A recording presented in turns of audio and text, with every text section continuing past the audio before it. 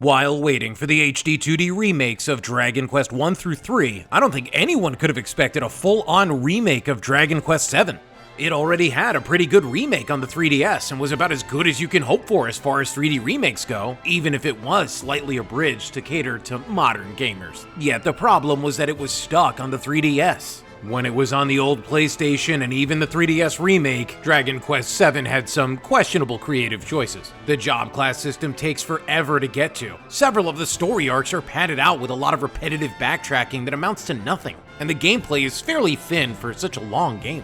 With Dragon Quest VII Reimagined, Square Enix set out to make it more accessible than ever before, but maybe they went a little too far? Just how far does this remake go? And is this the definitive Dragon Quest VII? Find out in our Dragon Quest VII Reimagined review.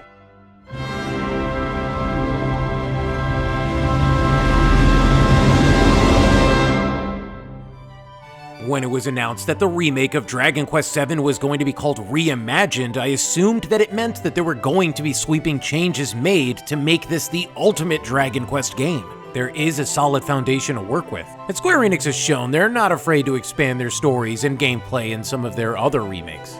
To my surprise, Reimagined doesn't really add much new content at all. The most notable addition is the backloaded sequence involving an adult Kiefer. For the most part, Reimagined is giving you changes in the form of cuts and some rearrangements. Some cuts make sense, as the vignette-style episodic structure of the story arcs results in a few that just don't really contribute to the bigger narrative.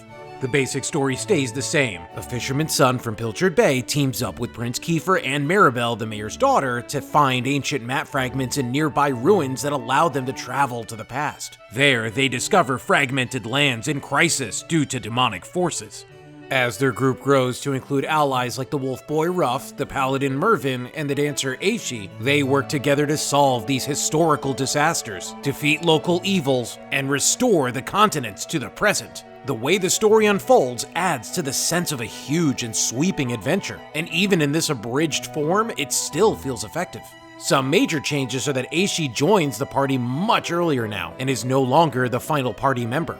This was a change I agree with, since she was one of the more fun party members, and it sucked getting her so late. The only problem with her is that once she joins, she still doesn't get that much characterization. The party chat doesn't add much personality to the cast like it did in the past two versions, as it's been redesigned as a prompt to remind casual tourists, gamers, where to go next. In fact, you'll never get lost or forget where to go because there's tons of mission markers and NPCs reminding you what to do.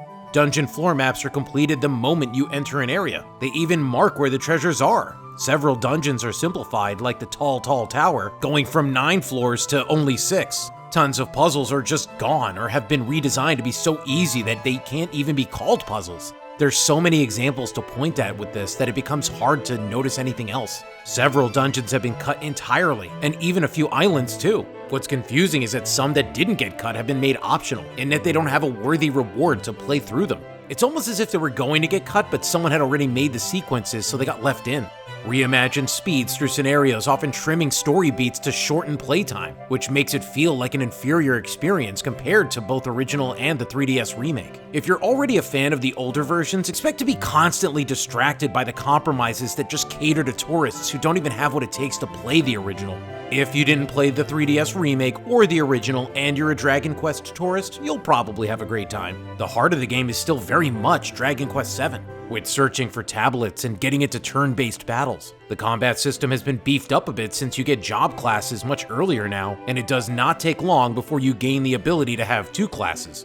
Abilities don't transfer from classes like in the 3DS version, but having 2 classes is a fair middle ground, especially since some abilities are shared between them. The actual strategy and flow of battles is as fun as can be for the series, with combat being the fastest it's ever been. The auto battle feature makes tedious, low-stakes fights a breeze, and at times it feels almost too effective. Even against bosses, the CPU often makes the best possible decisions. Unfortunately, the cuts have affected the job class system as well. All outfits are gone, and the Puff Puff move has been removed. Characters no longer turn into coffins when they die after battle, and fallen party members now get a free revival with 1 HP, making the priest's resurrection services pointless. The overall experience is easier than ever, and even though you can crank up the difficulty, it never feels authentic because there's no real trade-off. No matter how tough the game seems on the highest setting, I always know it can be easily exploited without any consequences, making the hardest mode feel pointless and fake.